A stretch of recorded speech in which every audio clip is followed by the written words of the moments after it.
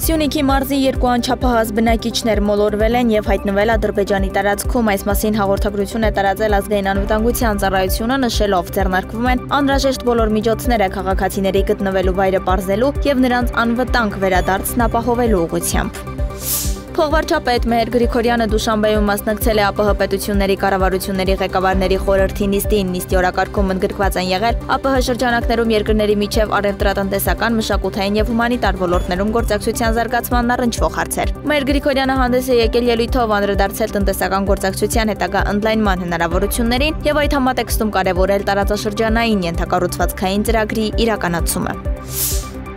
Կարևորելով արտակարգ իրավիճակներում բնակչության պաշտպանվածությունը և աղետներին դիմակայունությունը, ներքին գործերի նախարարության փրկարար ծառայությունը պարբերաբար իրականացնում է հանրային իրազեկման միջոցառումներ, ուղղված անվտանգության վարքականոնների ուսուցմանը և պատրաստվածության բարձրացմանը։ Սեյսմավտանգ գոտում ապրող յուրաքանչյուր ոք պետք է տիրապետի երկրաշարժի ժամանակ գործելու վարքականոններին, ինչը հնարավորություն կտա կանխարգելել աղետալի երկրաշարժի հետևանքները և նվազագույնի հասցնել կորուստները։ Եթե գիտեք ինչպես գործել երկրաշարժի ժամանակ, ապա կարող եք փրկվել և փրկել կյանք։